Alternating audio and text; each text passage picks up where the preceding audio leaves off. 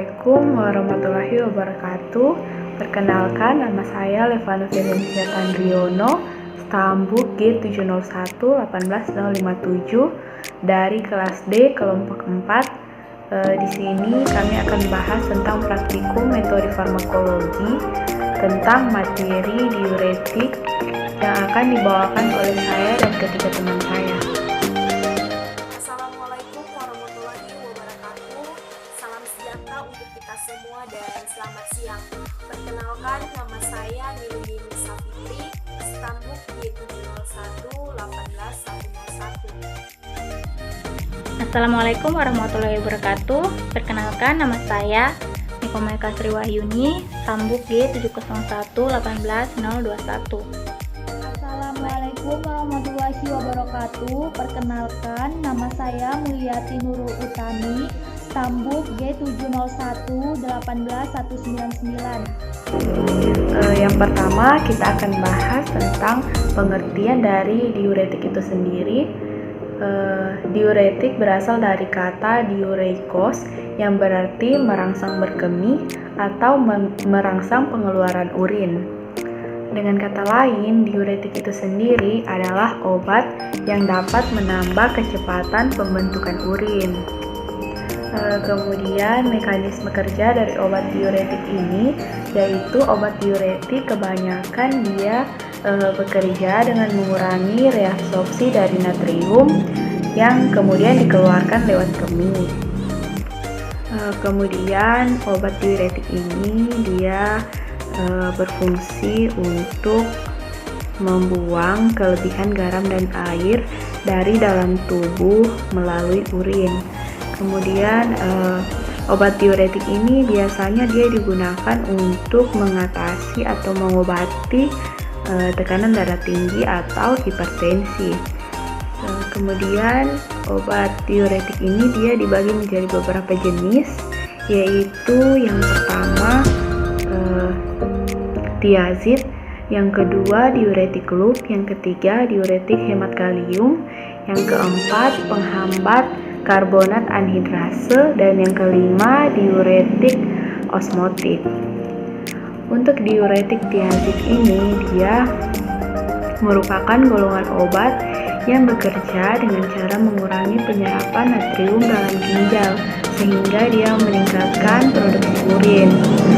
Untuk diuretik jenis thiazid ini dia biasanya digunakan sebagai lini pertama dalam mengatasi hipertensi. Kemudian yang kedua ada diuretik loop. Diuretik loop ini dia merupakan obat diuretik yang bekerja pada lengkung Henle dalam ginjal. Obat jenis ini bekerja dengan menurunkan penyerapan kalium, klorida, dan natrium sehingga dia memaksa ginjal untuk meningkatkan produksi urin. Kemudian yang ketiga ada diuretik hemat kalium. Diuretik hemat kalium ini dia merupakan jenis diuretik yang mengakibatkan meningkatnya volume cairan dan natrium dalam urin tanpa ikut membawa kalium keluar dari tubuh. Dia biasanya digunakan untuk mencegah hipokalemia. Kemudian yang keempat ada penghambat karbonat anhidrase. Obat ini dia bekerja dengan cara meningkatkan konsentrasi asam bikarbonat, natrium, kalium, dan air yang dikeluarkan dari ginjal. Kemudian yang terakhir ada diuretik osmotik. Obat ini dia untuk meningkatkan jumlah cairan tubuh yang disaring keluar oleh ginjal sekaligus menghambat penyerapan cairan kembali oleh ginjal. Baiklah, di sini saya akan menjelaskan tentang spesifikasi hewan uji dan uraian obat. Yang pertama, spesifikasi hewan uji.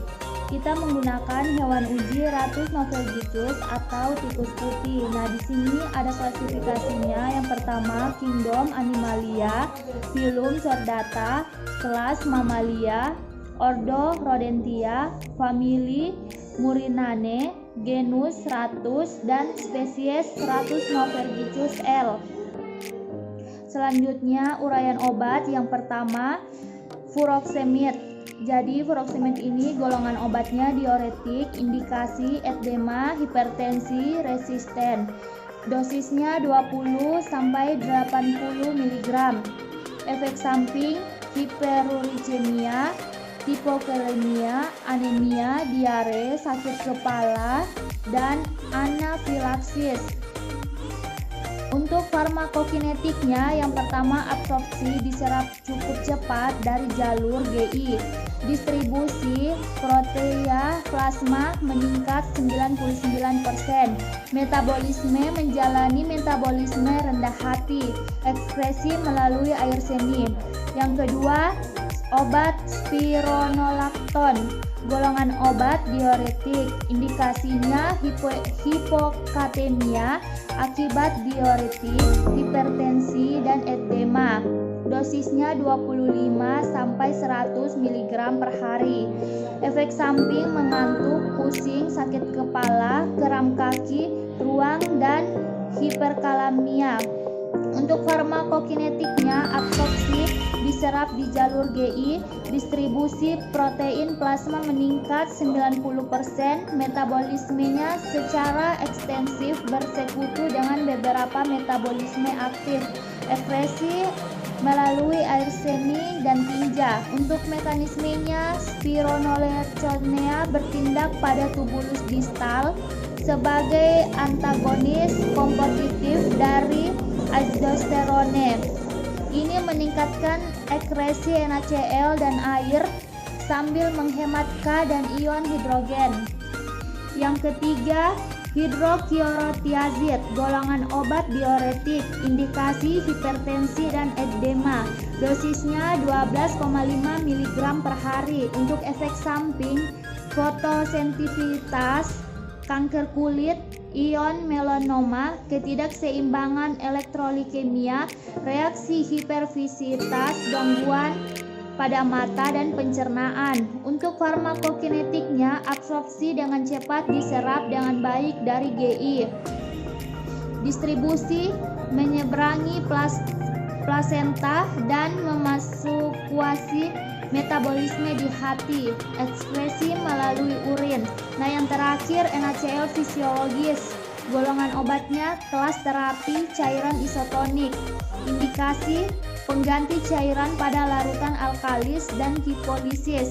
Dosis bersifat individual, umumnya 100 mg per 70 kg BB dengan kecepatan infus 7,7 mg per kilogram per jam. Untuk efek samping, demam, abes, fitorenol, jauhan dari infeksi pada tempat suntik.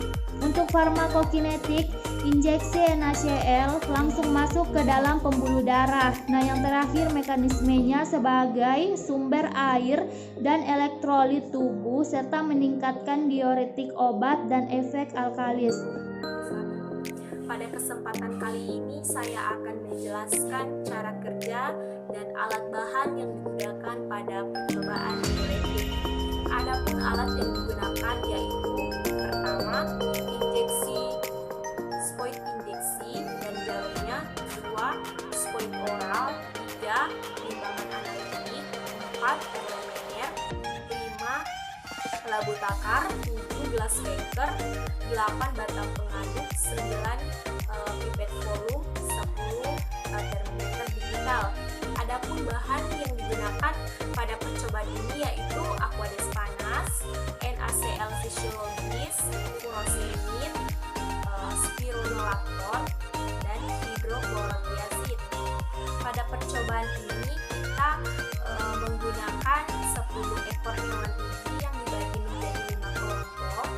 Untuk satu kelompok itu memperlakukan 2 ekor hewan uji. Nah, adapun cara kerja yang pertama yaitu disiapkan alat dan bahan, kemudian yang kedua itu diberikan aquades panas secara oral sebanyak 5 ml kepada tikus. Kemudian untuk kelompok 1 diberikan NaCl fisiologis 0,9% secara IP.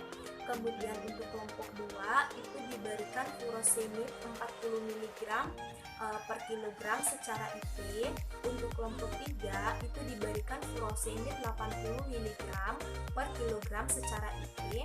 Untuk kelompok 4 itu diberikan hidroklorotiazid 25 mg per kilogram secara IP. Untuk kelompok 5 itu diberikan spironolakton 25 mg per kilogram secara IP. Setelah dilakukannya pemberian, kemudian dimasukkan masing-masing tikus ke dalam kandang secara khusus, kemudian ditampung air urin dalam wadah penyimpanan urin. Setelah itu dicatat frekuensi dalam menit ke-30, 60, dan 90, dan juga dicatat perubahan warna urin yang terjadi beserta penjernihan akhir dari urin pada tikus. Setelah itu dilakukan perhitungan volume kumulatif urin pada tikus. Saya juga akan menjelaskan cara pemberian oral pada tikus. Nah, pertama-tama yang kita lakukan yaitu satu, mengambil tikus dari kandang dengan cara memegang bagian ekor tikus. Yang kedua, setelah itu kita letakkan di atas meja, terus kita tenangkan dulu tikus putih. Setelah itu baru kita jepit bagian leher tikus dengan menggunakan jari telunjuk dan jari tengah. Kemudian kita jepit secara perlahan. Setelah itu kita tengadahkan tikus. Setelah kita tengadahkan tikus, kita ambil ekor tikus, kemudian kita jepit dengan menggunakan jari manis. Untuk pemegangan salah satu kaki tikus itu kita jepit dengan menggunakan ibu jari. Setelah itu kita masukkan aquades panas secara perlahan ke dalam mulut tikus. Setelah dilakukannya pemberian, baru kita letakkan kembali tikus ke dalam kandang. Adapun alasan dilakukannya pemberian aquades panas secara oral pada percobaan ini yaitu sebagai indikator untuk memperjelas efek diuretik yang terjadi pada tikus putih. Di mana di sini saya akan menjelaskan tentang cara pemberian obat secara intraperitoneal. Hal pertama yang kita lakukan yaitu mengambil mencitnya dari kandang dengan cara memegang bagian pangkal mencitnya. Dimana kenapa kita memegang bagian pangkal mencitnya, bukan bagian hampir di ujungnya atau di bagian tengahnya? Karena jika kita memegang pada daerah tersebut, itu dapat menyebabkan mencitnya dapat berputar-putar di udara, dan itu akan menyebabkan mencit dapat stres atau dapat menyerang kita atau menggigit kita, seperti itu.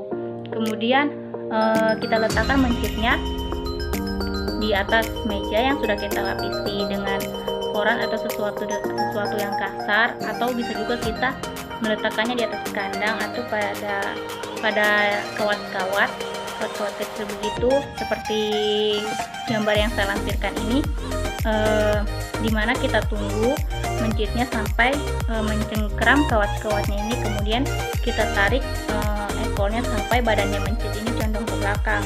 Kemudian kita pegang bagian punggung mencit, kulitnya itu baru kita tarik sampai abdomennya itu terasa tegang atau terasa kencang gitu. Kemudian kita angkat mencitnya sampai bagian perut mencitnya itu menghadap ke arah kita. Kemudian suntikan pada perut sebelah kanannya, sebelah kanan, terus tepat di garis tengahnya itu. Kemudian penyuntikannya ini jangan terlalu tinggi atau terlalu ke atas, karena dapat mengenai hati atau kandung kemih pada hewan uji yang akan kita lakukan atau pada mencit.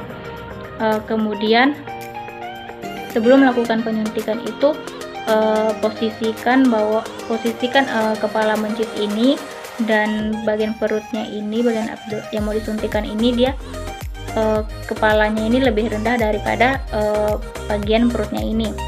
Kemudian suntikan jarumnya sampai membentuk sudut 10 derajat agar dia menembus kulit dan otot sehingga dia dapat masuk ke rongga peritonealnya. Setelah itu, setelah melakukan penyuntikan, kita kembalikan mencitnya ke dalam kandang atau ke atas meja untuk kita amati. Dimana obat-obat yang kita pakai pada percobaan ini yaitu NaCl fisiologis, furosemid, hidroklorithiazid, dan spironolakton. Alasan digunakannya NaCl fisiologis ini yaitu sebagai kontrol negatif. Terus kenapa NaCl fisiologis yang digunakan sebagai kontrol negatif? Karena di sini kan pemberiannya secara injeksi, jadi cairan yang digunakan itu harus bersifat isotonis sehingga NaCl fisiologis lah yang digunakan. Terus alasan digunakannya furosemid, hidroklorithiazid, dan spironolakton karena obat-obat ini dia digunakan sebagai kontrol positif, dimana obat-obat ini dia dapat memproduksi dan mengekskresikan urin dengan sangat baik. Sekian dari kelompok kami. Assalamualaikum warahmatullahi wabarakatuh. Dan terima kasih kepada teman-teman yang telah menonton video kami. Jangan lupa like, subscribe, dan share ya. Annyeong.